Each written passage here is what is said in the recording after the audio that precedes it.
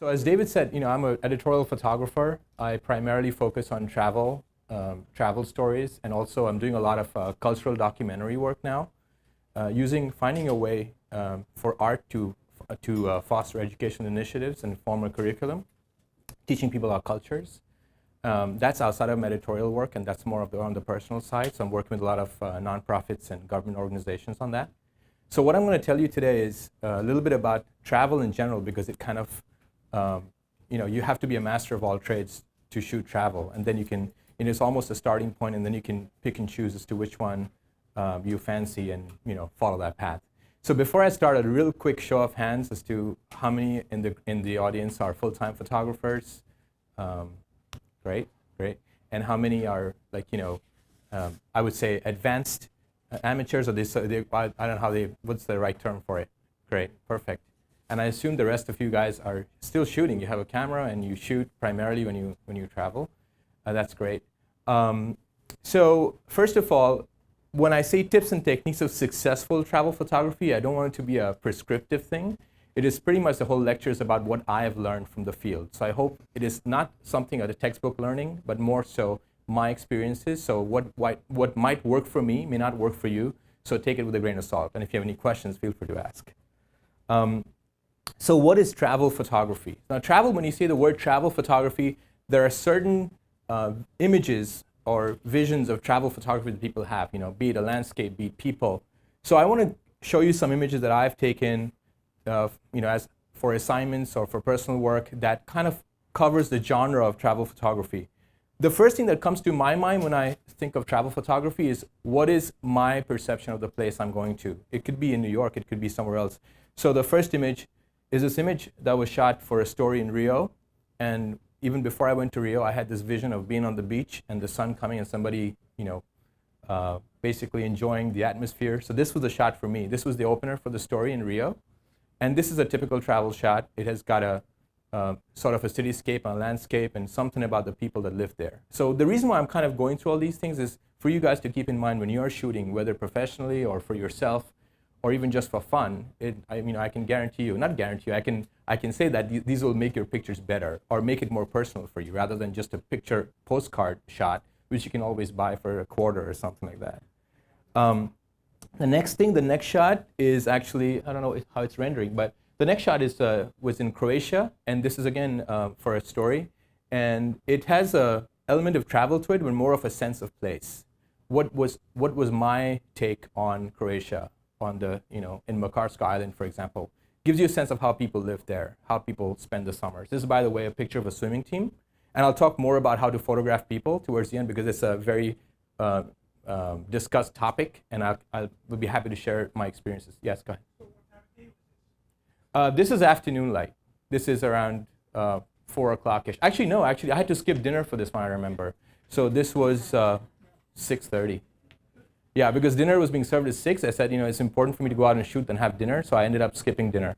And I had cookies that night, I think, something like that. This one is about, again, travel, but as you can see, it has an element of nature and us as humans. My work pretty much encompasses telling stories about people in the context of their environments and in where we live, how we live. And this, for me, was the perfect shot, exemplifying the glaciers of Patagonia and how they're easily accessible by most people around the world. In most places around the world, you can't just walk to a glacier. In Patagonia, you can do that. So that was my shot.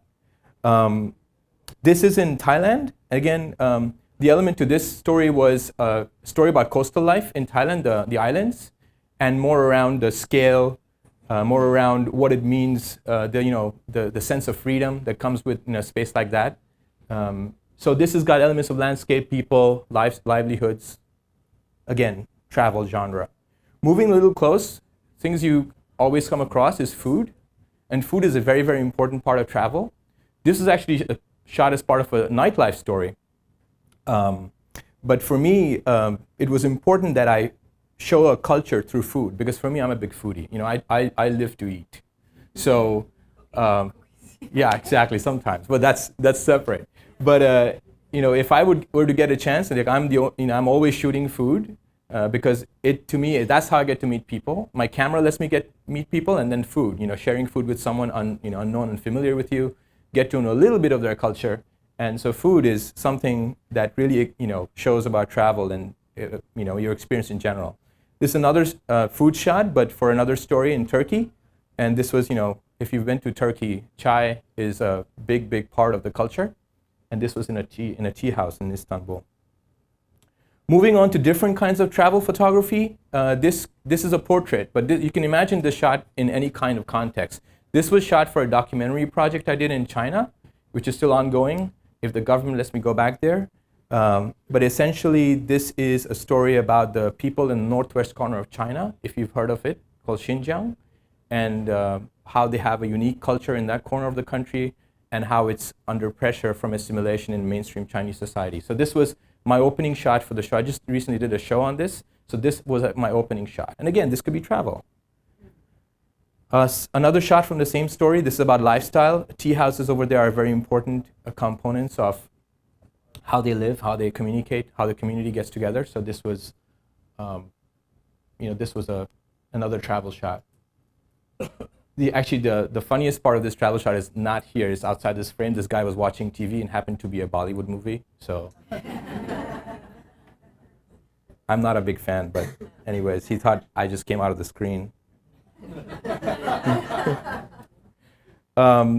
This is for another story shot in Istanbul. Again, this is a story about life in the city. This is on the European side of Istanbul, and it shows the contrast between the Asian side and the more younger European side. I wouldn't say younger, but it's just a different feel for the city. So I had to make this trip twice to find the right light, because I'm going to talk about observing light in the following slides, but that's one of the things that makes a shot. Just to see this thing, I don't think this picture would have been successful if the light wasn't there. Talking about more travel stuff, what you can keep an eye out for when you're traveling is close-ups, which really talk about the essence of any culture. For this one, this was shot in India. It was outside a doorway and just shoes, but it says so much. I shot it with a certain idea in my mind, but when other people see it, they kind of interpret it in very different ways, and I always say, yeah, that could be it. So, be open. Try to engage the viewer in ways they kind of think of other things that you may not be thinking. Maybe because most people are talking from their experiences, their perceptions, their culture. And that's the fascinating part about photography, because it lets me understand and know people a lot more. And the last one I'm going to show in this example series is another close-up shot. This is in China. It's like one of those vendors, but he had a very interesting arrangement of these pins. And this was one of my editor's favorite shots. So it's mine too, actually. I use it for a promo card. And it kind of says a lot about China today, I think. All right, so like I said, regardless of what you're shooting or where you're shooting, you have to remember to make it your own. That's what's going to make your travel photography different from mine and the person next to you or your friends. Because at the end of the day, you are showing who you are through your camera and your lens and your pictures, more importantly. And hopefully it gives the viewer a taste of what kind of stuff you like to shoot, what kind of person you are, what excites you, what you want to know more. So many things that what I like to do through my images, other than just a snapshot. That's where I differ. That's where differentiation between a snapshot and a picture and an image. So, talking about a little bit of tips that I can share with you from my field, my field trips and working in the field, is like I said, does it work for you? All the stuff that I showed is great, but maybe I don't like to shoot food. That's totally fine. Or maybe I don't like to shoot people. Maybe I'll give you some tips that'll make you better at it. But there's always someone, everybody as an artist, and think of yourself as an artist from today, not as photographers only. Because as an artist, you can think of many different things, and you can really focus on that. And that's what's going to put your signature on this image. And it's going to take a long time, probably. Already you have an signature of your work already. But if it works for you, then there's a way you can stand by the image and talk about it. And that's what's going to make it personal. The second one is technical details. I'm a lover and a hater of this one, but I was just talking to David about this, but I'm actually going to be buying a tiny camera to shoot in New York City. I'm not going to be worried about too much about technical details. Yes, I'm going to shoot manual. I'm going to have the aperture right and everything like that. But if I'm only thinking about the technical part of it, I've seen blogs and websites where people actually take the time to, in depth, talk about if the lens is certain sharp at 5.6 or is it at 8, is it at 6.3. I'm like, doesn't matter if you don't have the content, then who cares? You know, it could be a perfect picture. But if it's boring, then I really don't care if it's sharp or it's not sharp. I mean, if you've recently been to the Cartier-Bresson show at the Met, Bresson said that sharpness is a bourgeois phenomenon. It's a luxury, because a lot of his pictures are not even sharp. But look at the content. So that's what I kind of mean to say about technical details. And then again, leading into that is aesthetically correct versus technically correct. I draw a lot of inspiration from photographers in New York, and one of my friends is another photographer in New York, and he showed me a picture, two pictures. One was perfect. It was perfectly shot, technically correct, sharp, but there's no content. And the other one, there's this guy, a black guy, with a security jacket on it, and the only thing you could see of him is the jacket. So it's like a black figure without any face, just wearing a jacket. And I think that was fascinating, because he just wanted to kind of separate that the man from what he was wearing. So if you think about technical details, all the shadows were blocked up, the blacks were clipped, you couldn't see the guy's face, but from the content perspective, it worked. And it really, really sent the message. I really could understand why he took that picture and the way he did. And he said, if I had shot it the way it was be technically correct, this picture wouldn't be interesting. And so that's what I mean by aesthetics and being technically correct. And again, lastly, why am I taking this picture? Especially in this day and age of digital cameras, and I have a lot of friends and family. I see a lot of pictures being taken all the time, right? I always try to ask them a pause, like before you click that shutter, even if it's digital. And by the way, I hate post-production, so I like to keep my pictures to a minimal, is why are you taking that picture? If there's one good reason you have in your head, you can say, okay, this is the reason why I'm taking this picture, take it. But if there's a thing you like, you know what, I might as well take it because I can delete it later, then that's not a good reason. Then that picture is not worth it. And that's how you kind of do a self-edit, even before you start editing. And that I constantly do that. If I don't find a good reason why I should take a picture, I just don't. And it's better off, because you don't want to be coming back home and looking at thousands of pictures. You're like, what did I shoot? I only got one picture. So, and lastly, is it interesting? Like this is the most important thing. The frame has to be interesting. It's the content that you're shooting. It's not anything else. It's not the equipment. It's not the technical details. It is the light, but not only always the light. It has to have content. So moving on, some of my learnings from the field is how maybe you can take from it, and I'm going to show examples of the pictures and what I thought made the picture successful. First one is the biggest one, I think, is if you're trying to even make your pictures a little bit better, start getting closer to people or closer to your subject. Don't rely on the telephoto. I've seen a lot of people on the streets who would stand on the other side of the street with this long telephoto lens. Yes, you're going to get the shot, but it's not going to be as personal. It's not going to have that I am there feeling if you were to go up. And people are not that intimidating. I'll tell you more about it. But if you were to just get up a little bit closer to your subject, it's going to have that space between you and the subject is going to be less. Because long telephoto lenses compress the background, so it looks a little unreal, a little distant. But if you come up close, then you get stuff like this, oops, which is a blank screen. Oops. Are we on? Are we good, Matt? Okay, sorry about that. Where did that happen? Okay, sorry about that. So this one, for example, was, I was sitting right here, and with my camera, and this shot wouldn't have happened if I weren't shooting right next to my subjects. It almost feels like I'm there. And this was done for a story in 9 to 5 Life in Tokyo. So that's what I mean by getting close. Even shots which relatively look that you were far away, I'm not that far away. If I had shot with a telephoto on this one, you wouldn't get that feeling of being there, because there's a lot of stuff around it, And I could have easily taken a long telephoto and done it, but it wouldn't have the same feeling. This one, for example, was shot in Ladakh for a story, and I was literally in this corner of this doorway. So there was this festival going on outside. I really wanted to get the behind-the-scenes shot of these monks looking out, and I was at this guy's feet and just shooting up. And that wouldn't have happened if I were maybe disconnected from them, and they don't even notice after a while, you know. So the biggest thing I would say is try to get closer. I mean, even if you get a little bit closer, if you want to get just a 50mm lens, go out on the street and shoot with that one. It'll be very frustrating in the beginning, I'm telling you. But you're going to be some hard lessons learned, and you're going to really think, wow, I'm getting, at the very least, maybe you'll have a couple of conversations with people, and it might turn out to be great, you know.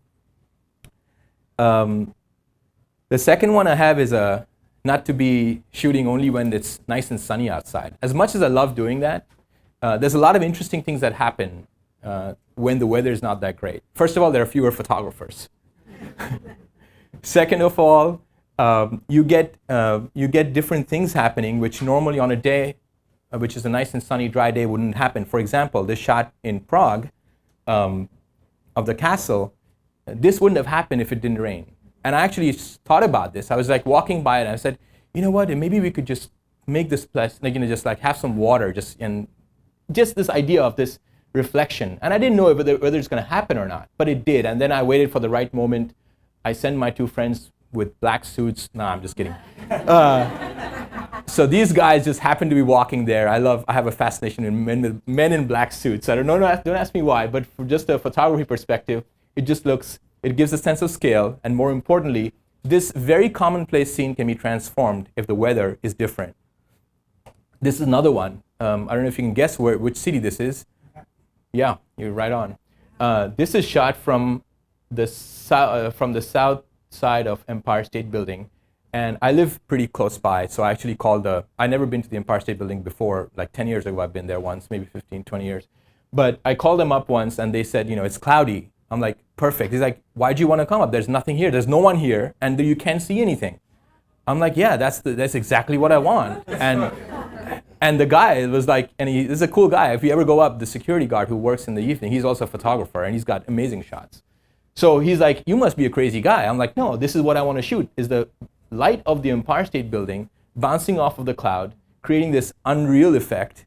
And then because you're so high up, you can actually see underneath the cloud. And that's what I wanted to shoot. And that wouldn't have happened on a regular evening, you know. So keep that in mind when you're shooting, any place you go to. The third one is try a different point of view. I love shooting up, down, side, instead of just straight on. I love straight on too, but for example, I was recently in California, just got back yesterday, day before yesterday. And this is for a shoot for a magazine over there. And I haven't even sent these images there. But I love this one. Because, you know, I've seen many Santa Monica shots, many, you know, even without being there, I'm like, okay, I know it's going to be this shot of the Ferris wheel, it's going to be lit up, it's going to be slow shutter, so it looks like a circle, and it's going to be, you know, whatever. So I just wanted to kind of get the concept of shapes of a Ferris wheel, but really up close to the bicycle. And this is also a way of life and at Santa Monica Pier. People biking all the time. So it took me a little while, but you know, you place the camera in a different point of view. And that's why, you know, I always see that when kids shoot pictures, they're fascinating because they have a different point of view than what you and I do. So try that different point of view. This story, for the same story I showed you in Tokyo, this was shot from the hip, pretty much. And that's what gives you just a little bit of a different viewpoint that makes the picture that you're almost one of the people walking there. I mean, if you were to shoot from the eye level, I have many shots too from the eye level. And this is the famous crossing, Shibuya, I think. Shibuya, Ginza? Shibuya crossing. And I've seen many pictures of that. Again, I can almost imagine like the pictures I've seen is like the two crosswalks and people walking. So I wanted to make it a little different, something that's about me and not about what's been seen before. The third one is from a story in Kyoto. And this is one of my favorite shots, actually. And this is actually a shot, that's my bike in the corner, which you can see the handle of. So I was riding a bike in Kyoto and shoot. That's the best way to shoot in Kyoto if you ever go to Kyoto. But this was a coffee shop, and I was just about to head out, and I saw this texture. I love textures. and I like to shoot through textures. And I saw this. I was just standing there. And the guy's like, okay, what is this guy doing? Like, he's just standing there. Then I tried to explain to him that I want to shoot something beyond. I don't think he understood. He thought I was crazy. That's okay. Won't be the first time. But I was just waiting for the right content. Again, the right central figure to show up, and that was it. But I think without the texture, again, this would be a very, very commonplace, boring shot. So I think the texture will make it. And then perfect segue into that is to find a scene and wait. A lot of times, at least me as a photographer, and a painter and a photographer in my mind is different. I have a painter friend of mine in the audience, so I'm going to speak on behalf of painters a little bit. I think a painter imagines a lot of stuff, whereas a photographer takes what's existing and frames it. That's what I kind of see. Like if I know that I found a really good frame, I'm thinking in terms of the frame of the camera, I just need the elements to be arranged in some shape or form that just jives. I don't know what it is, but that's how I work. And so when I find a frame that is interesting, I just want something else to show up in it. That's when I do it. For this one, I found this shot, and believe me, this guy was nowhere to be found. And I pray a lot. I actually do pray a lot. I'm not religious, but I just pray a lot when I'm shooting.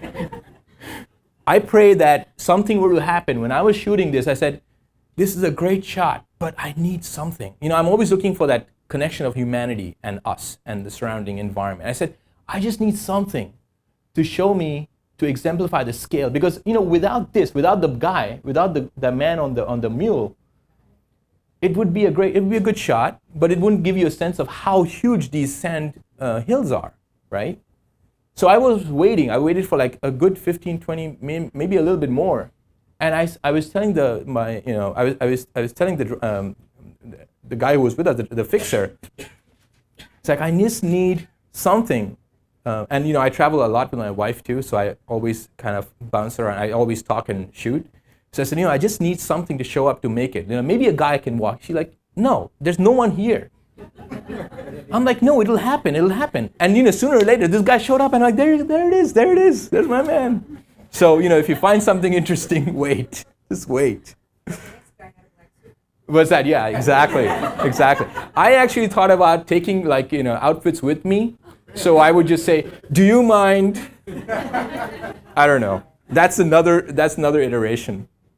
All right, so the rules, I'm a self-taught photographer, and I've learned pretty much from working with other photographers on my own, and nowadays learning is easy and great because you can see amazing work on the web. So rules are there, I understand rules, and then I went back to school to learn some more, to get, to learn from the field, to get the rules after I learned what I did from the field. But one thing I always come back to is, rules are good to keep in mind, because some of the things, we just don't want to do because it doesn't look good. And, these experts in the field have already done it. And so you're like, okay, great. But then sometimes it's okay to break the rules because it sometimes makes the picture. For example, this one, never put your subject in the center of the frame. And here it is, Here it is. I mean, if the little boy were somewhere else in the frame, I don't think the picture would have made it. I have some variations of this, but this is the one I like. And I've had this talk with my fellow photographers, my editors, and they say, you know what? I like it. I'm like, yes. And again, this is a example of a rule being broken, but it works for the shot. Then the next one is going back to the viewpoint a little bit, trying different ways to shoot the same subject. Again, just like the scene, when you find a subject that's interesting, try different things instead of, obviously you try the obvious, and then you try something that maybe shows the picture in some sort of a different context. For example, in India, we're in Calcutta, where I'm originally from, we have this festival that happens once a year. I'm actually going back there again this year. But this is a scene where this goddess comes in for a homecoming, and the whole community just goes out and puts the goddess on their shoulders and puts this huge. So this is the shot that I like because I wanted to shoot from below up to show her the grandness of the goddess. Again, if you want to shoot, emphasize the importance, you probably know this. You shoot from the bottom up. You'll emphasize the importance of your subject. So that's what I wanted to do. But at the same time, I also wanted to see the motion. I wanted to capture the motion from up above. So I did the same thing, but instead shot the same subject, kind of as they were carrying her. So, just different ways to look at the same subject. Then the next one is my favorite subject. One of my favorite subjects is football, soccer. So this is Maracanã Stadium, if you don't know, in Rio. And this was my dream come true when I actually got to shoot in that stadium. And when I actually stepped foot on the turf, I said, that's it, I'm done. So me being, I have a personal fascination, connection, whatever you call it, with this ground. But anyways, when I went there, again, speaking of light, the light wasn't perfect. I said, how am I going to make this into a good shoot if the light is like really bad, it's blaring? But then I walked in there and I saw this, shapes and circles, and I said, wow, this is really amazing. But that wasn't it. I took that subject, and I found so many recurring themes and shapes within the same subject. It's like I have to keep on shooting it until I find something that's really interesting, a little bit more than just a shot of a stadium. So what I did was I went back in, I shot the stadium as somebody would see it coming up. I shot the stadium looking up with all the floodlights. So, again, it's like, it's one subject, but I found it interesting enough to vary the angles, vary my viewpoint, just to give it a different sense of it. I mean, this could be a shot, it doesn't have to be about Maracanã, but it could be about a stadium, it could be about many different things. The next one is, given the nature of my editorial work, I do go to a lot of places that have been overly shot. I told you the example about a postcard photography and image making or being artists. Sometimes I find that if I buy a postcard, that shot is better than what I would do. So if that's the case, I just buy the postcard and it's not worth it. But obviously I can't do that. I can just tell my editor saying, you know what, this is what I got. And I'm not gonna get a job ever again. So how do I take a location that's been shot millions of times and make it different, make it usable, and make it because at the end of the day, you're giving viewers a different viewpoint into the place, and maybe when you're traveling, you're trying to do the same. So for example, the Blue Mosque in Turkey, I'd seen many pictures of the Blue Mosque in Turkey. And I said, well, I had the standard shot, of course, because you have to send the standard shots. But how do I make it a little different? How do I make it me? How do I make that fifth shot in the edit that I send saying that, oh, you know what, the first 4 shots are great, but the 5th shot is him. I can see him. And this is what he took a little bit of a liberty, but it's also him. So again, I shot this through the windows of the Hagia Sophia, and you can see right through it. And this was like the shapes again, reminded me of the film, of the old film plane. And it's like this voyeuristic look. At the end of the day, as photographers, we are voyeurs anyways. So that's why I shot it the way I did. The second one was a little bit too ambitious, but it worked, thank God, because this is actually a picture of the Corcovado, if I'm saying it right, the Rio de Janeiro, the huge statue of Christ overlooking Rio. So I went up there and I saw the statue. I said, oh my God, this is so boring. I'm like, well, I'm going to tell you the story. I don't want to give it away. Well, I'll tell you what that is. So I went up there. I said, this is really, really boring. I can't shoot this. This is like, the blue sky above me. And again, coming back to the picture postcard thing, I said, I've seen like 10 better shots than what I can do now. Because I don't have a helicopter. If I had a helicopter, I would shoot up in a helicopter. I'm standing here and I would just like shoot up. It's so boring. And then I turn around and, it was a really cloudy morning. And so you can see, this is like going out to the sea, to the coast. And we were, pretty much light was coming in and you could see the clouds. So I looked around, so the statue is right here. I turn around and I see the scene. And I said, wow, this is me being there. This is what I saw. And this is the experience that you get. And this is one of the Sugarloaf, like the mountain, as you can see the little top pop out. But that was me to be in that place. At the end of the day, if you're giving your viewers an experience of being there, then that's it for me. And you can always supplement the standard shots with things that are out there or whatever it is. But the reason why I'll get hired is because of this, not for standard shots. So that was Rio. Third one, people think that I could go to India and create amazing images because I'm from there. But when they send me to places like this, like the Taj Mahal, which happens to be like probably one of the most photographed places in the world, and happened to be Valentine's Day, so I didn't realize, so I asked the guy, I said, why are there so many people here? He's like, oh, you don't know? As if I was the only one in the millions of people there. Like I was the idiot. And I was like, it's the Valentine's Day. I'm like, oh, so what am I supposed to do? It's like, well, there'll be a lot of people here. I'm like, okay. So, I walked around, and what really was fascinating to me was to shoot the scale of the people against the Taj. And, there are a couple of outtakes from this shoot, and it all involves people. It all involves the day. There's not a single shot which is no people, photoshopped out or kicked out or whatever you call it.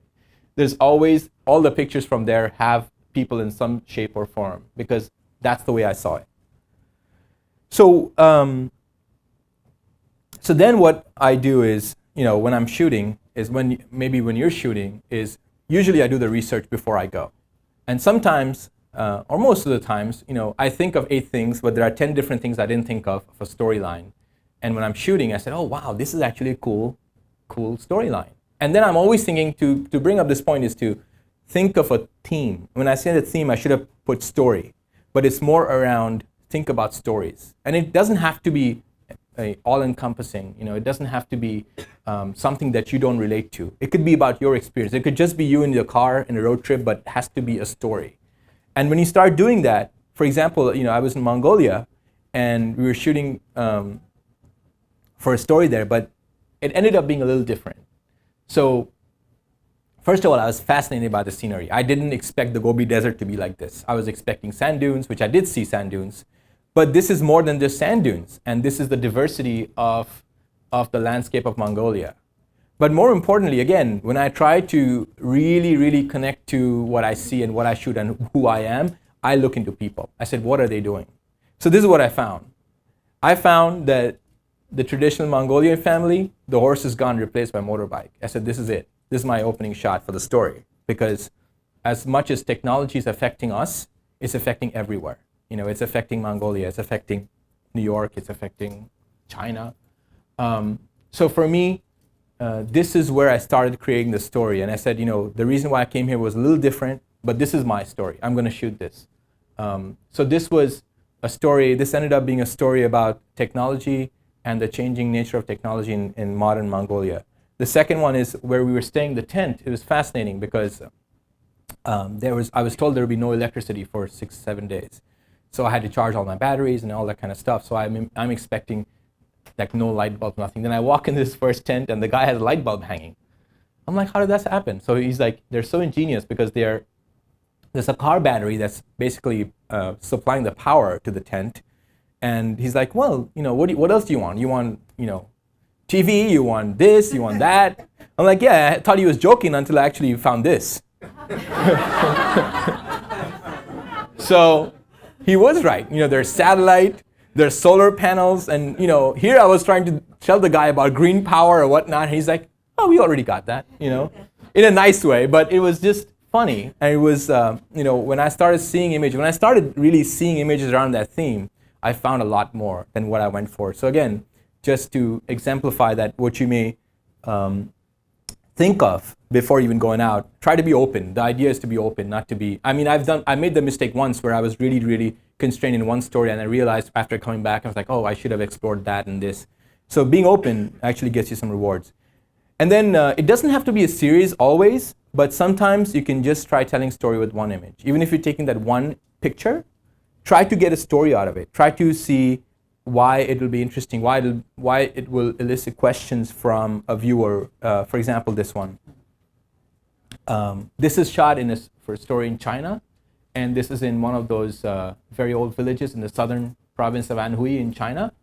And this was just a regular barbershop, walking around. I met, just following people around where they're going, and eventually I don't know if you can see the picture of Mao, but anyways, in the darkness. Yeah. So it was almost out of a kind of unreal. And the guys, he was telling me all the hair under on the chair, and I said, "What's the story?" And he's like, so he started saying a little bit as much as I could understand. But for me, not understanding the language that well, it started creating stories in my head. Like, I wonder how many people went through this place. I wonder what goes on now. Why is he still here? Why is he still, doing the way things were done like 100 years ago? How did he survive the Cultural Revolution? All that kind of stuff that come to my head and the questions I ask myself. So when you're taking a picture, like it could be one picture, but it has to tell a story. I still don't. I was going to say that I don't know if National Geographic does that, but they used to have a feature on their website. Maybe you can take a look at it, where they would take a picture and dissect it. The editor would dissect it and say why this picture made it and why it's. And I really find it useful sometimes. I used to look at that a lot. And they would pick random pictures, I think, every couple of weeks or something and post it on their website. So if you do a search, I'm sure you can find that. So generating story ideas. I've mentioned a few of them. So one is like common place, uncommon time. Could be Central Park given in New York. And most of the things that you see are, the stuff you see on the street being shot. But maybe someday it's foggy and you can go out and shoot and it'll be the same place that has been shot like thousands of times and look a lot different. And the same place could look different at different times of the day.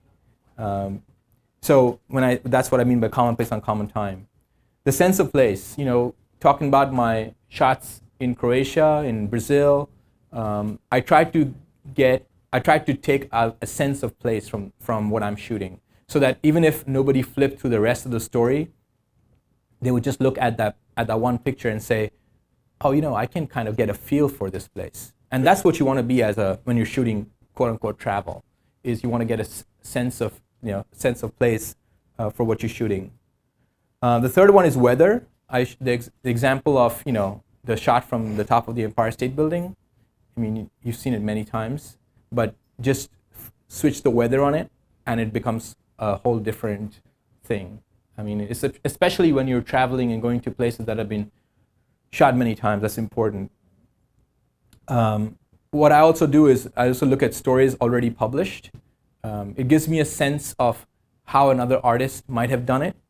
And it's not a question of copying from that person, but there's something that happens to you when you're shooting. There's all these subconscious things that happen, all these things that happen at a subconscious level. Like I go to a lot of shows at the Met or at MoMA, looking at paintings and sculpture, and it's got nothing to do with photography perhaps, but there's that one point when you're shooting and there's that spark of inspiration, and it's like, oh my God, that light in that painting, I can see that.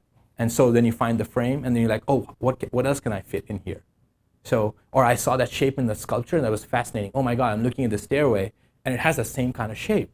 So maybe there's something in it. So, all these things, I look at stories already published, which are editorial or commercial. I look at ads, all that kind of stuff. There are stories in a way, but it inspires me to to think differently, to look at what has been done, and maybe shoot a little bit differently. Photo workshop, I do these now. I recently did. I'm going to show you some pictures. I recently did a workshop in Ecuador, where we took people and we did a workshop. But more importantly, that workshop is now going to be used to create an educational curriculum, if that works out. But more importantly, as using art to fund culture, to preserve culture. So that's what I do now. And actually, there is a sign-up sheet somewhere will be passed if you're interested in learning more about hearing from me about photo workshops, or like David said, about workflow or portfolio reviews. Just write your name down. I'll shoot you email once in a while. I won't spam you. So these are some pictures of the workshop that we recently did. We just came back about a week and a half ago or 2 weeks ago from Ecuador. A story about the people, the indigenous people in Ecuador, and the connection to their land and their culture. I'm showing some generic images, but there was another aspect of it which is primarily around the preservation of culture and the festival of San Juan and Rama de Gallo and all these other festivals. So this again is my way of a voyeuristic way into their society. So that's why I shot it the way I did. Again, the connection to the land, what the landscape was like. Which you can expect when you're in the Andes, and how magical it could be.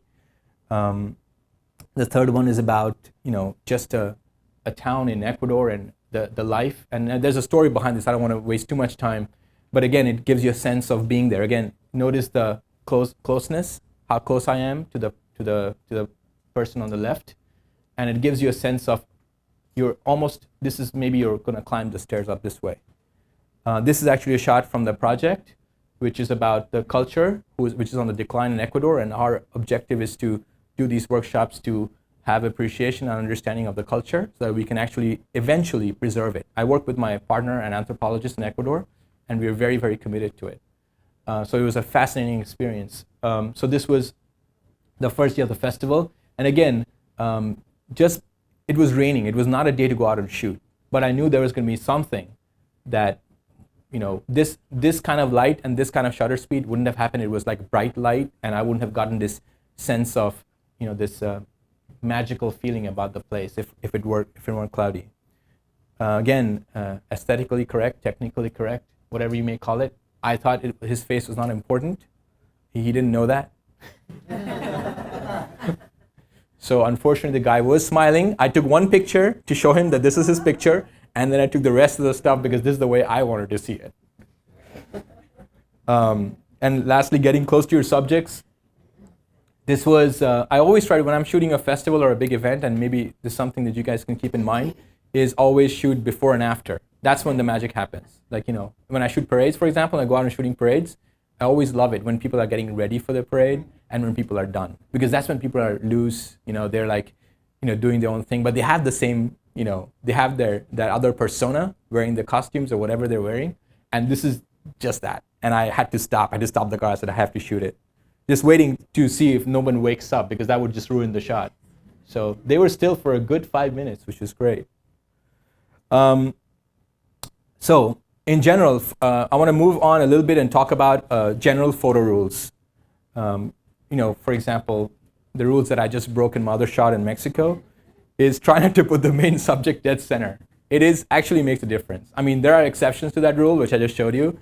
But in general, if you take an image and you put the subject maybe slightly off, you'll see the difference. You do a before and after comparison. As an example, I have this shot, which I have another shot with that obelisk in the center, and it just doesn't make it. When I move it around, then there's some kind of a tension, underlying tension in the shapes and the way I frame the shot that just makes it. So try playing around with it. There are some occasions that may not work, like I showed you, but most of the time I try not to do it, as in try not to put the subject in the center.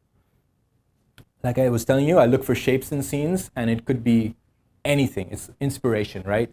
And the easiest one for you to find when you're photographing is curves. And when you include like curves, somehow, you draw the viewer's attention along the entire frame. And as Jay Meisel would say, you are responsible for every square inch of your frame. So there's no excuses. I know if he were here, he would say that you got a rock in that corner and that's not the way it's supposed to be. Okay, but in general, try to use shapes so that your viewer's eyes start at one place, but then kind of go all over the place, all around the frame, so you get a sense of where you are and what the place is like. Again, using scale to make a point. A lot of times, if you didn't use scale, then the picture would be great, but then it would really not give you the entire story. I mean, my wife tells me I'm a liar as a photographer because I lie all the time what it is and what I shoot. But in a way, sometimes you have to use scale to make a point. For example, this one, if I didn't have the people in the picture, you maybe would have gotten a sense of how big it is, but until those people came in. Again, this was another result of my praying. They showed up. It was only about 5 minutes after. I'm like, oh, come on, please, someone show up. And they showed up. And it made the shot. Because for me, when I walked in, when I was in their place, the first thing that really got to me was like, oh my God, look at how big it is. So, scale. Where is that, if you don't mind me asking? This is shot in Dunhuang, China. Yeah. If you ever go there next time, I would go there with a permit from the government, which would let me go into like many more caves. But since I didn't have a permit, I had to work with what I got.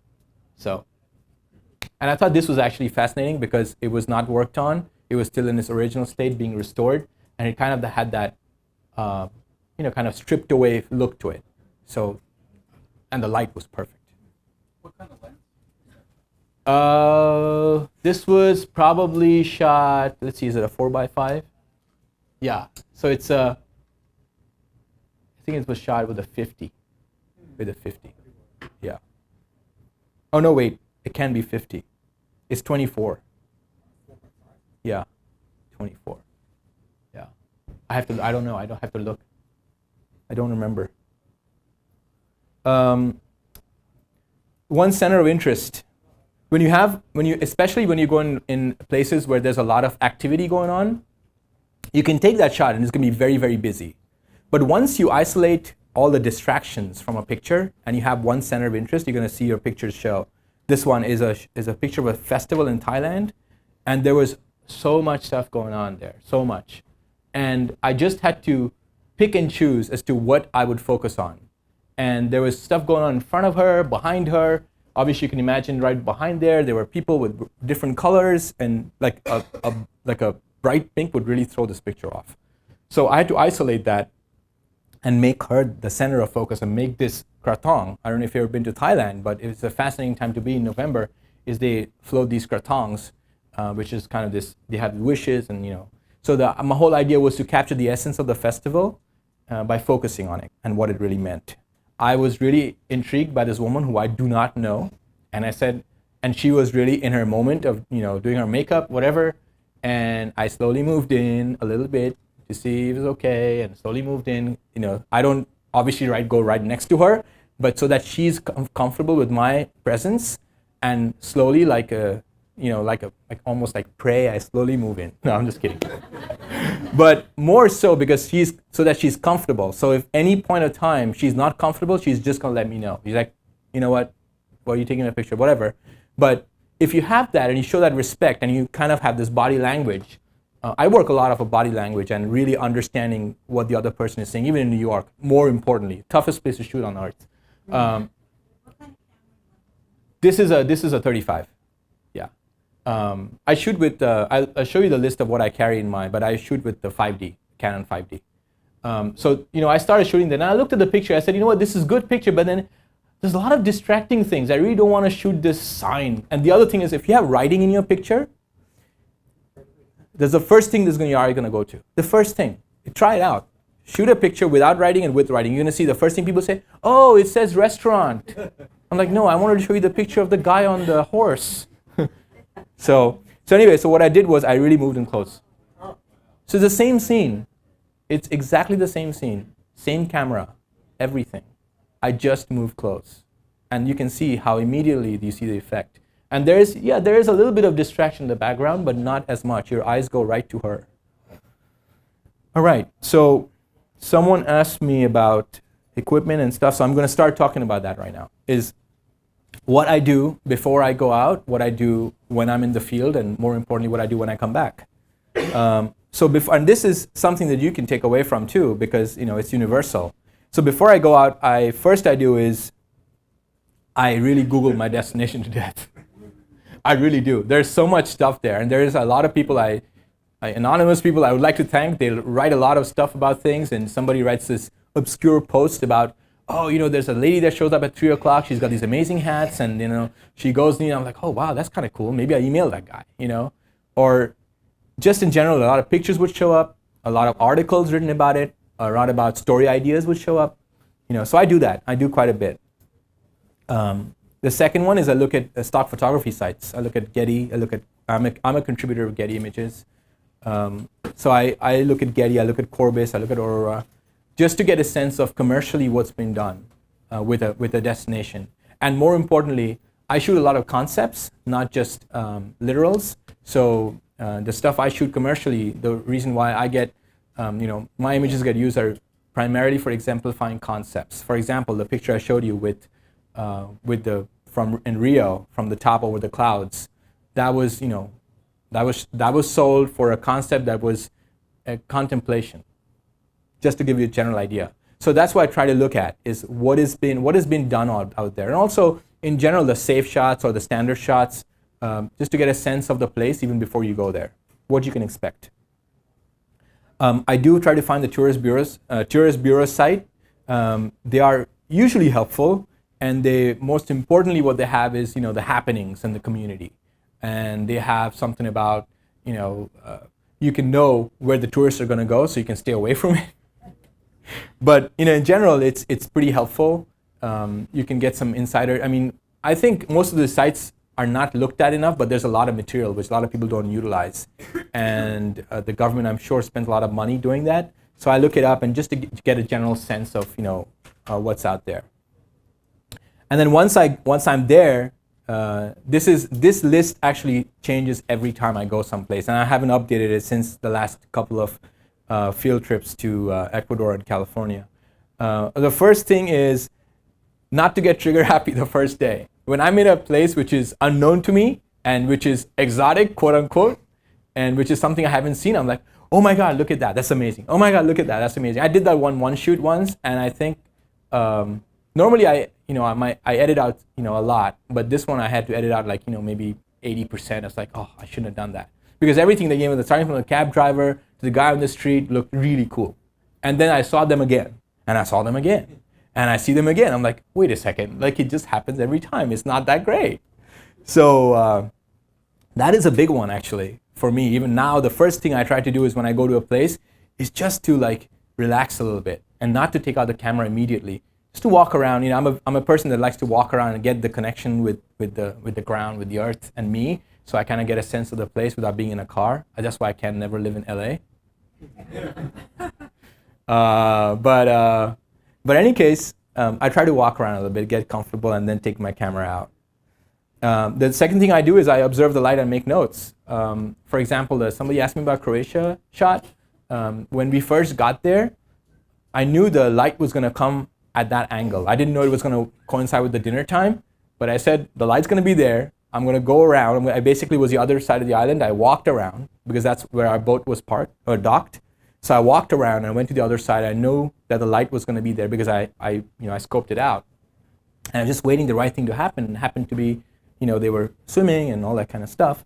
But I have another shot which I didn't include, but that one is a better story because I actually made the trip 3 or 4 times to really get the shot I wanted. Actually, the story, the picture I showed you in Istanbul about the crowd of people walking up that street, that's another example where I went before and I said, this is not it. This is not, it's there, but no cigar, So that's what it is. For that Istanbul shot, were you standing on the ladder or? No, I wasn't. It was actually the entrance to the Red Cross.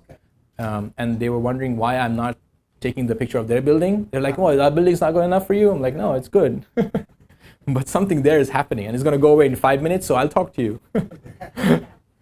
But no, I that's the other thing. If I could pray and get a magic ladder sometimes, that would be great. And ladder is a great point, actually, to have that. If you're doing shoots, like which you actually can carry some small equipment, ladder is amazing. You can get really cool viewpoints of any scene from a little high up. Yeah, I do the live. Nowadays, you can do it with the live view screens that you have on the back of the cameras. That is, I find helpful sometimes because now you can just do this, or what you can get is a right angle finder. Sometimes you can reverse it and see it from below. Or there's another camera, Canon G11 has it.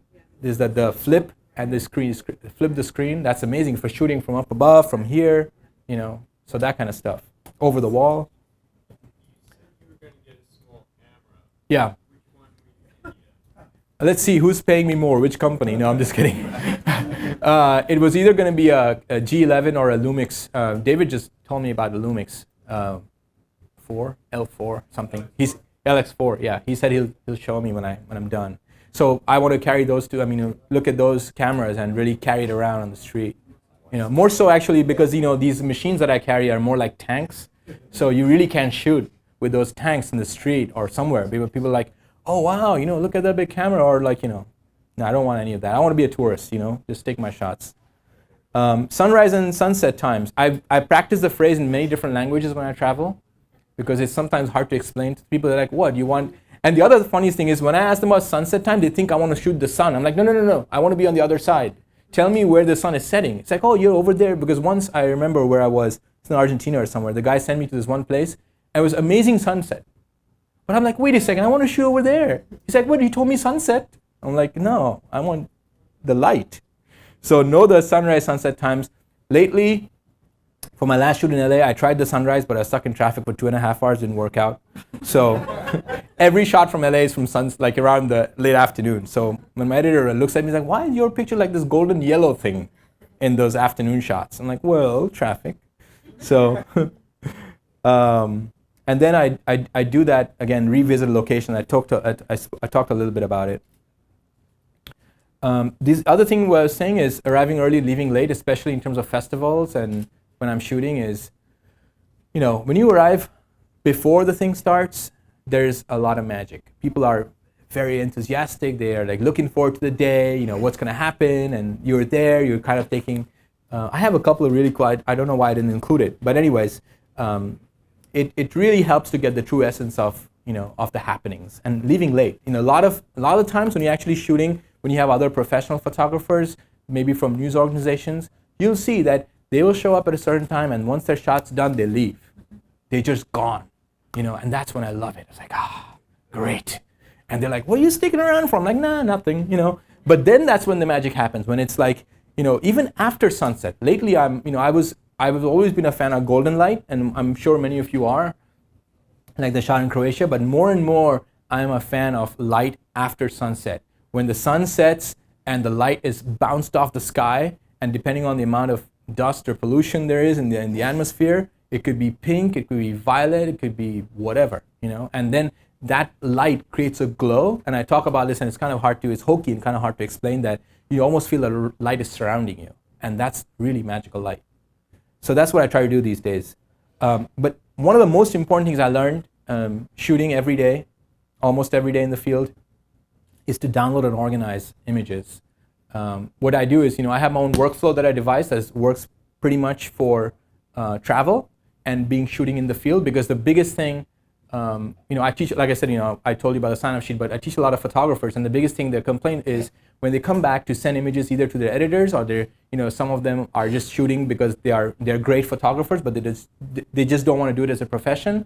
They come back and they're like, oh, I have this huge set of images, oh my God, I have to edit all this kind of stuff. But there is a really cool workflow that I've worked over the years, and I really find it useful for me, and most importantly, liberating.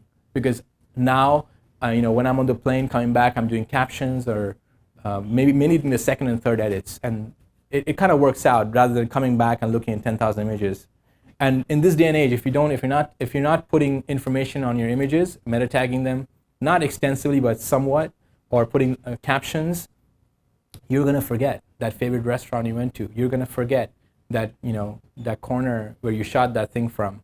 So these are important lessons while you're shooting in the field. And also, especially I find with digital photography and with memory cards, I literally had to take my memory cards and put stickers on it, one side saying full, one side not full, because otherwise, if I'm not doing it every night, I forget, did I do this card or did I not do this card? Is it done? Is it backed up? I always carry backups of my images. I'm like kind of, I freak out with that kind of stuff. So I carry 2 copies, preferably 3 on these little drives I carry, and then I have the offside when I come back. But to me, this day and age is like, I always worry about losing my images. It's just me. So it's important, very, very important. And after you come back is, I make another backup copy of the images. So I have 2 copies in my studio and 1 offsite in Jersey. So the reason why is, again, I just want to, speaking of that, is when I shoot with cards, I am a big fan of the 2 gig cards. And some people ask me why, but I just recently switched to 4 gig cards, and definitely don't want to go over that, because again, in my mind, I'm like, if I'm losing something, I'll lose 2 gigs. I'm always pessimistic in that sense, like what's the minimal tolerance I have for losing stuff. So that's what I do. So speaking of backup, I always make a backup of my images. When I'm done editing, if you're doing Lightroom, for example, you have to write the changes in the file, otherwise it's not set. If you're not doing it, you have to back up the catalog, because otherwise it's gone. If you're not using any of this software, even if you're doing a simple download from your camera onto the computer, just make sure, even if it is unedited, just back up that copy of images, because one day when you open up that image and it's going to say cannot render the file, you'd be like, oh my God, what happened? That was my favorite photograph. How do you backup? In my workflow, I talk more about backup. It's a topic that we don't have time to discuss this right now. But essentially, to have there's a lot of systems out there. I use the simple one, which is using daisy chaining drives, and I use a software which is very simple to just a carbon copy backup. I don't do Finder backup, because that can cause corruption. If you delete images on a card, that can cause corruption. I don't do stuff like that. So we can that's a different topic, unfortunately. Sure. And again, I said caption images is important for me, and maybe it's important for you, because if you don't have, again, somebody told me information, knowledge without context doesn't mean anything. So if you have captions, your editor's gonna love you, your friends are gonna love you, without just sending a picture and then it says IMG 0042. Oh, I like your IMG 0042. Oh wait, not that one. I wanted to send 45.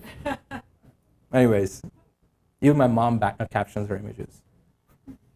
Preparing images for web or print. That is something I do religiously. And I would highly encourage you guys, even if you're not a professional photographer, to have these edits ready so that you can, whenever somebody needs, even if you're putting it on Facebook or whatever you want to, have that set, the smaller set. Instead of sending 1,000 images of your vacation to your friends, send 10 of them, but they're killer, so they'll think that you only take great pictures. And believe it, I mean, editing is a really, really good skill. I mean, you can only send 10, send less images. I mean, they'll be like, wow, you're an amazing photographer. But have them ready so that when it's needed, you just send them right away. And the other thing about getting ready for having web-ready images is I always send pictures back of people I take pictures of. So as a minimal courtesy, I send them images. So as I come back, I send it. I used to send prints, but now it's become very, very cumbersome. Do you take photos in the field right away, or do you just do that at night when you do your captions? Yeah, sometimes. While you're shooting, not when you're scouting. Yeah, I mean, what I do is I try to keep like if I'm traveling somewhere, I try to keep the map and circle the maps, make notes, sometimes take pictures of guidebook pages, and then and this has worked for me a lot, is if you ever forget where you shot that image, just Google it and chances are it's there. I have found the most obscurest of locations that people have said, oh, this was the southwest corner. I'm like, oh my God. So, if all fails, try Googling it and you probably will find it. I put like random key search terms. I thought of doing it as a business because I can search everything, but maybe not. But I put random key terms, search terms, and normally something or the other will show up. Somebody who's written a paper, somebody who's put in one image somewhere, shows up. So, all right. So going to the question of what I carry, and this about what's in the bag, it depends on the kind of shoot. If I'm shooting local, if it's for a job, this is more about the field kind of shooting for travel. I try to make the bag as small as possible. Like for my recent shoot in California, I carried everything in my carry-on bag. That was it. I mean, obviously my carry-on was super heavy, which they didn't need to know. And I had another bag, which my laptop and my drives, which I didn't need to know. But it looked like I was carrying 2 bags. And the guy's like, why do you have so many cameras? So he didn't ask, actually. It was kind of surprising. So I carry 2 bodies. I have an older 5D, which I love. I've shot it the only thing I don't like about it is it has dust spots, and I just hate dust spotting when I come back. But the Mark II is great. The reason why I actually bought the Mark II, I'll tell you, is to shoot low light. And low light is really, really, really cool for the Mark II. And for the first time, I actually shot video with the Mark II. I consider myself a photographer, and I would never move over to video, I thought. And not that I want to do this, I always see video as supplementary images, or something that something goes along with my photography. I never want to see video only. So I shot that for the Mark II. And as far as lenses, I do have, I would recommend you don't get zooms, but I only have it because it's convenient for me. But normally, what I would tell you is for the 70-200, I never shoot in between. For the Canon 17-35, I probably only shoot at 35, maybe 24. But I make sure that I never do this while I'm composing, because in that way I never learn how to compose a scene. So I always shooting with as if I was carrying a fixed focal length lens. And that's my point of, I used to shoot a lot with just a 50. That really trained my eyes as to how a 50 looks like. And try that even with your point and shoot cameras. Do not do that zoom back and forth. Just keep it at one focal length, and you be the zoom back and forth. You'll see your pictures will improve a lot. And you really learn to see how the camera sees things. That's the most important thing. Someone was asking me about a tripod. It was you. Was asking me about a tripod.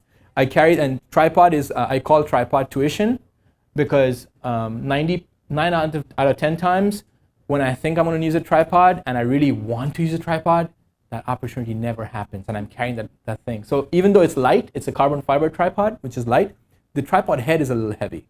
So it's still about 4 pounds or 5 pounds, something like that, or maybe even 6. But the thing is, the point about the tripod is, and then the day I think like, you know what, I'm not carrying the tripod today. And boom, they'll be like, oh my God, I need a tripod.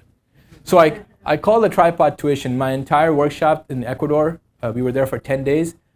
I was so frustrated I didn't use the tripod. I actually forced myself, and another fellow photographer was like, oh, good thing. I see you using the tripod. I'm like, yeah, you know what? I carried it like, thousands of miles. I'm going to use it. And it was a worse shot. It was not, it wasn't a tripod shot, but I just used it because I felt good. So I would say keep the tripod. It's you can always use a bean bag. You can use you can turn a beer mug upside down. You can do whatever you want, just the stability. But I use it primarily for long exposure shots, and sometimes for food. That food shot you saw with the soup, locro, is actually on a tripod because the light was low, and I want to shoot at that focal length and that ISO. If you're shooting low ISO, I'm assuming most of you know what ISO is. I shoot at low ISO, usually 100. I maximum go to 400. So if I want to shoot at 100, then most of the times my shutter speed is too slow for me to hand hold it. And even though I might try to not breathe and hold it still, it doesn't happen. So I use a tripod. But it's so clunky, it's like so clunky. But somebody told me for this, I have a new job coming up. It's a different kind of work. And for that work, I have to use a tripod all the time. So I'm going to take this month, just shoot on a tripod. Again, I'm going to put myself in a position where I'm not comfortable with. That's essentially what I'm asking you to do. Remote cable release, very important. I already did this field research for you. So if you're ever thinking of it, buying the wireless one, it doesn't work. I was on a remote wireless release for a job, and the thing wouldn't go off. I don't know why. Don't ask me. I had to set it on. So if you don't have a cable release, and if you don't have a timer, don't have a wireless thing, what you can do is, I'm assuming people know what remote cable release is, right? Okay, so I'll just real briefly. If you want to shoot slow shutter, and even if you're on a tripod, and if you click the camera with the shutter button, there is camera shake because the mirror is going up, right?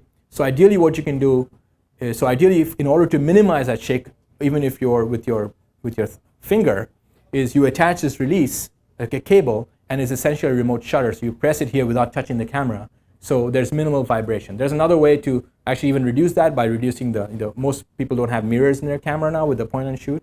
But at the very least, that's what it does. So in lieu of the physical cable, I said, you know what? I want to get the wireless so I can be anywhere and I can shoot. And it didn't work. And I was really frustrated. So what I did, that's what I was trying to say, is if you don't have either of the two pieces of equipment, you can use the timer button on the camera. Because a timer, you can hit the timer, and then you can walk away from the camera, wait 10 seconds, and it's going to do just that. But you're limited to 10 seconds or whatever it is. You really can't do a bulb exposure, which is keeping the shutter open for a long time. But if you want to do that, you can use a timer.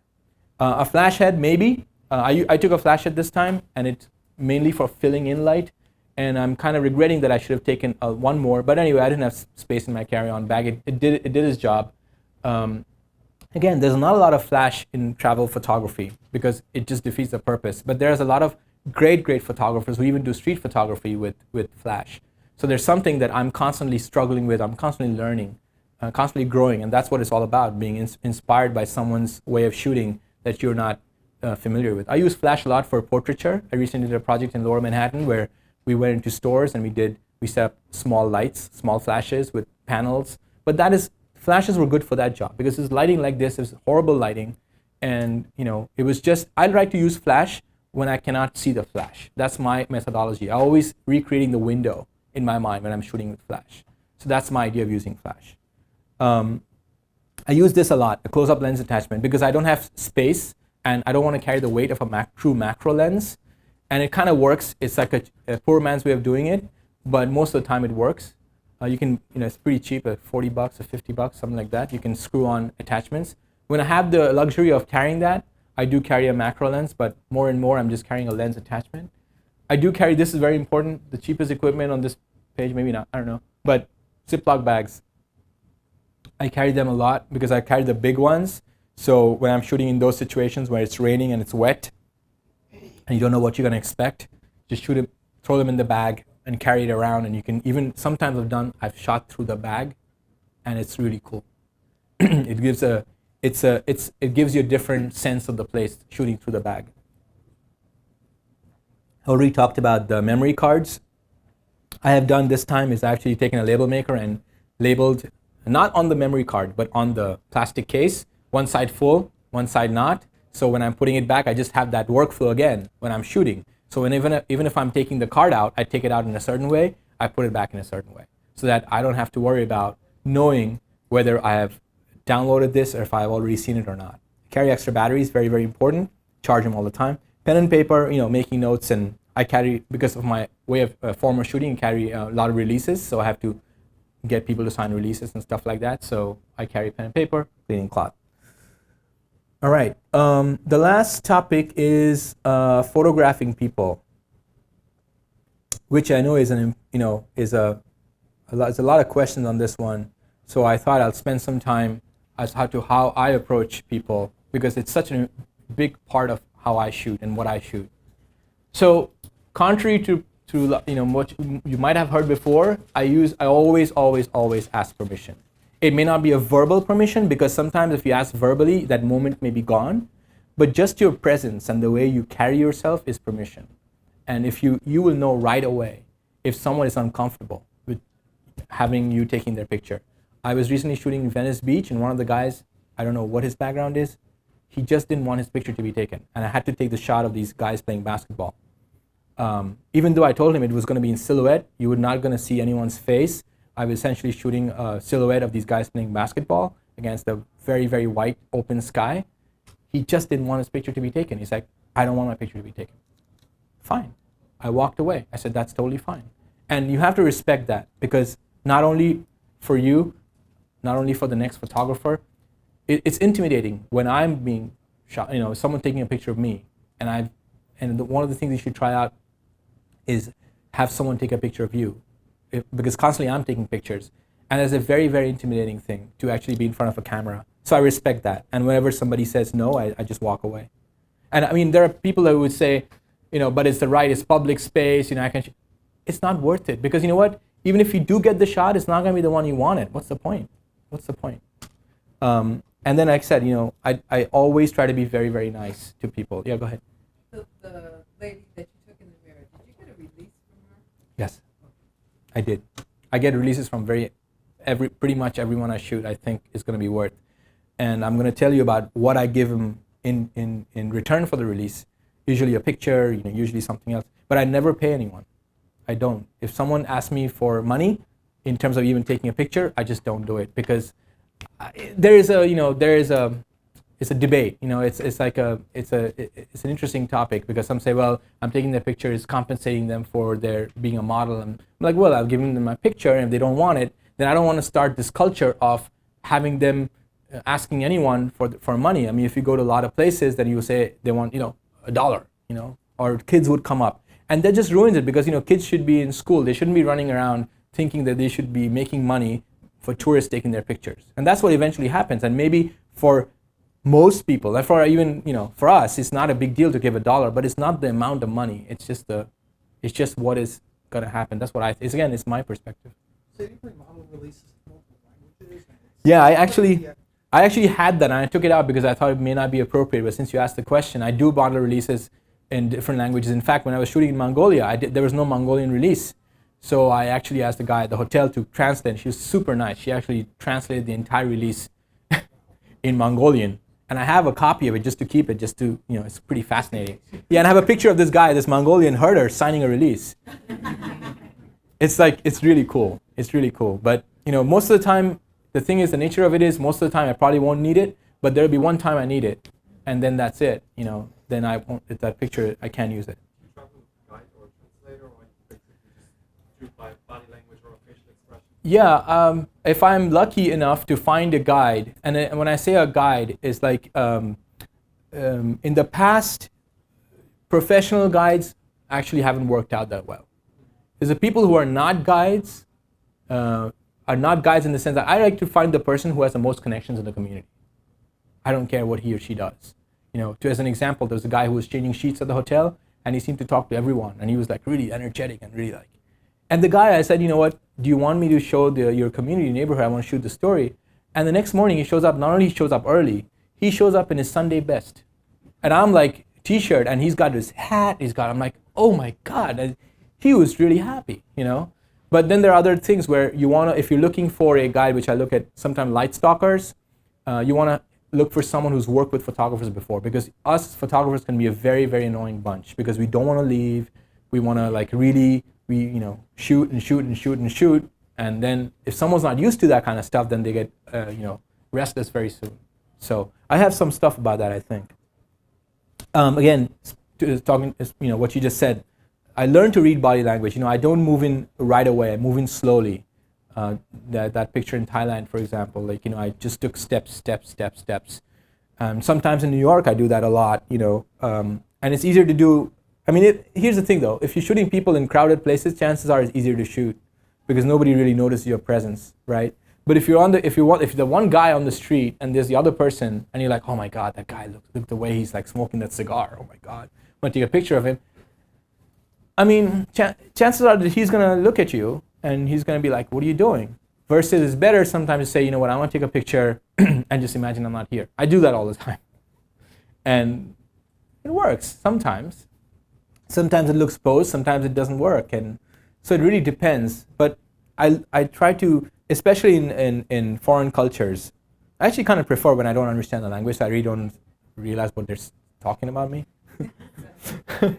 But no, I try to respect that a lot, the body language, And again, I walk away. I've walked away so many times, like the best shots. I remember this one woman in a temple in Taiwan I wanted to shoot, and she just didn't want her picture to be taken. And I said, I was very respectful. I said, this is exactly what I'm doing. This is my business card. I'm an artist. I come here for a story. This is a story we're shooting. She's like, no. I was like, you know what? You would have made a great subject. You would be the story. She's like, no. I'm like, all right, fine. And she was nice about it. So I said, okay, fine. So I walked away, and then something happened to her. And then 2 hours later, I was walking by, and I'm like, oh, so she's like, oh, you want to take a picture of me? I'm like, oh, wow. So that walking away, even like now in California, I was shooting these, this father-daughter, how sensitive it is to shoot kids. And I'm very, very aware of that, especially in the States. So I walk up to the guy, I say, hey, do you mind? Because he had an amazing car and he's a surfer. He's like, no, I don't want it. I'm like, do you mind if I shoot your car? He's like, no problem. And ended up, starting a conversation with 4 other people at the beach. And the guy, he's worked with someone, he's like, oh, you'll be great. So, we start talking. And this beach was a social affair for me after half an hour. I'm like, wait a second, my light, I'm going to lose my light. And then after this half an hour of talking to 5 different people, and he really got convinced that I was not some kind of a creepy guy, a voyeur or whatever, he's like, you know what, a portrait would be nice. And not only that, I ended up going to his shop and what he does as custom cars, great friends now. And he's like, I'm going back in December to do a shoot. He's like, I'd love for you to come and do another shoot. I'm gonna, so that's the way it is. You have to sometimes learn to walk away. And then again, this is another one. Since they're not models, if you were to hire a model, it's different. Then you can ask the model to be in front of the camera for you for half an hour, sit down, do this, jump up, whatever you want. But again, these are real, these are just people like you and me, and they're not professional models. So once you start treating them like a model, then it became, so I've seen photographers that I work with me and they're just a little too much. It's like, I'm like, you know what, you really, really are not understanding the social contract that exists between a photographer and the subject, because after a while, especially since you're not living with them for 6 months, that's different. After you live with someone for 6 months, you're almost non-existent. You can shoot everything. You've seen a lot of work, the Magnum photographers and very, very well-known photographers. But when you're going to a place for only a short period of time, you have to respect that. You have to kind of figure out that this person is getting a kind of like, edgy, or, okay, are you done enough? Are you done kind of thing? And just don't keep on doing it, because it's not only not good for you, then the next guy who comes after you, he's going to be like, oh my God, no. Just make it a fun experience. That's what it works. And usually it's the first shot that works for me. When I take all the takes, it's usually the first shot or the last shot, nothing in between. It's a rare occasion. And then like I say, I send prints I have sent prints all over the world. I've sent prints to places where there's no address. There's seriously, there's like one place we sent a print to, and the guy's like, just send it to so and so's house, PO box. I don't even know if it got there. I sent it. It didn't come back. So, and the whole village gets prints from there. So, and I've made friends that way. I've made friends which I've sent JPEGs to, and they've contacted me later. They said, oh, we'd love to keep it. So my Facebook, they either like my Facebook page or they follow me on Twitter just to I have good friends in Uruguay is doing a shoot. They followed up with me after the World Cup. I was like talking to them. He's like, hey man, remember I was fun shooting. So you never know what is gonna get you. It might get you some friends around different parts of the world, and that's the coolest thing. Beyond the picture. I don't be a spy. That's the other thing. And that's when I talk about shooting with a telephoto. Yes, I do shoot with a telephoto. In fact, that picture I showed you in Ecuador, the first portrait shot through that, it is actually a telephoto, but you know how far I was? I was actually where he is and where I am. I shot with a telephoto.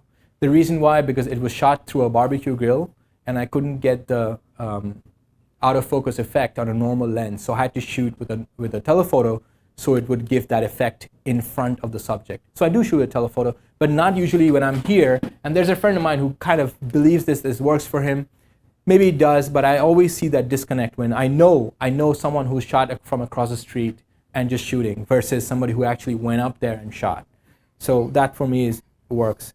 The other thing is an important one. Being aware and knowing your photo equipment really, really well. One thing that really shows up, because most of the time I'm a stranger showing up trying to shoot, and if you act like a professional, even if you're not, if you know what you're doing, what your purpose is there, chances are that people are going to open up to you instead of taking out the camera, taking a snapshot, just, oh, you're not looking, let me take a. Instead of doing that, just be confident. No, yes, I may carry a point and shoot, but I am trying to capture this image from my perspective, which is the way I see the world.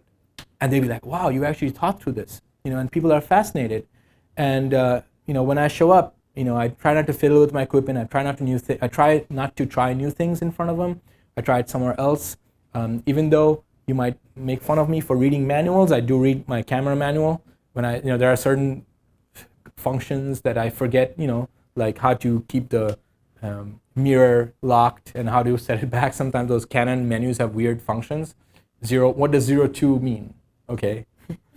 So I don't do that in front of people.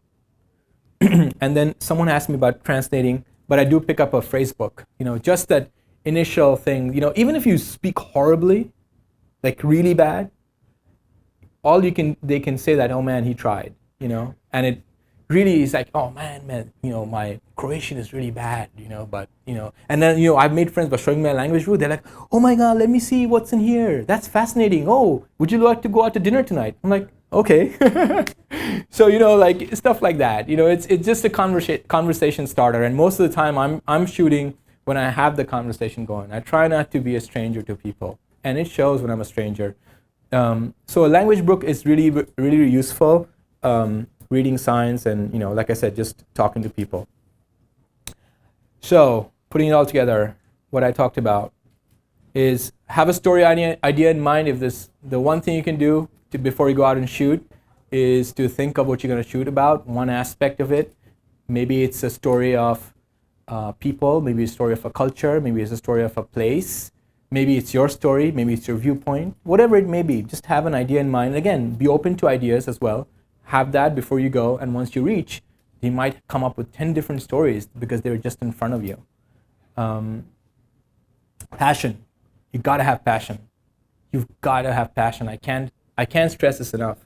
If I didn't have passion, I wouldn't be doing what I do today. Because it'll show in your pictures. I find my way of using the camera and what my philosophy of shooting is, that's the only way I get to get closer to people who normally, I'm not a outgoing person in general. I wasn't ever. But once I started shooting, I've been in places where I could never imagine. I've sat down with people I could never imagine. Without my camera, I'm no one. And once I have that, and I shoot because this is what I want to capture, it shows. And even stuff like a shot over a cliff like I have a fear of heights in general. So I was shooting in Peru, and I was seeing through my camera, and it looked great. I looked great, and then my wife was with me, and there was another guy, and they're like freaking out. I'm like, what happened? And then I put my camera down. I was like, oh my God, I'm so close to the edge. And normally without the camera, I wouldn't be. But at the same time, you have to be careful as to where you're going. But again, when I pick up the camera, the point is, I let my passion flow through it, and it's infectious, because once you start talking about what you love doing, your subject's going to react to that. When you pick up whatever camera you have to tell people it's not the camera, it's how you see things. Practice. I shot a lot of projects. One project I shot in New York was to shoot New York every day. It was a very, very challenging project because I had to be creative on my street every day. And that was part of the contract, even if I liked it or not. And it taught me a lot of road rules. It was boot camp 101. So the reason why I'm buying, someone asked me about the small cameras, is because as much as I like to shoot in New York, if I don't have the right camera with me, then it's not gonna happen. And I'm constantly shooting because it's for me, but again, maybe I'll try out something new, maybe I'll see something. And most of the times when I'm not carrying a camera is when I see the shot, and in New York, there's so many cultures, there's so many ethnicities, there's so much going on. It's like, you never know. Some days are rewarding, you come back with 10 shots and you're proud of, and some days there's nothing. It's feast or famine. And lastly, like I said, don't forget to have fun. I always have a blast when I'm shooting. When I'm not, if I just want to make myself happy, I just take my camera up and go out and shoot, and it just puts me in a great mood. And when you are in a happy, fun mood, your subject's going to react that way. Your landscape's going to speak that way. It's your mood eventually. I'm not a person who shoots stories about depressing topics or whatever it is, because that's the way I am. If I were to shoot that, it'd be different. I'm not belittling that a lot, because there's a lot of work, and there's amazing photographers that and I know that do amazing work, and they're having fun in their own way, don't get me wrong, but my way of having fun is different, and you have your own different ways, and use the camera as a tool. So that's what I have. This is my website, my email. If you have any my Facebook, find me on Facebook, on Twitter. There's like I said, with the Ecuador project, I'm doing a lot of stuff and going forward. So if you want to follow that, be part of it, or in general, find me on the web. And if you have any questions, feel free to email me. All right, great. Thank you very much.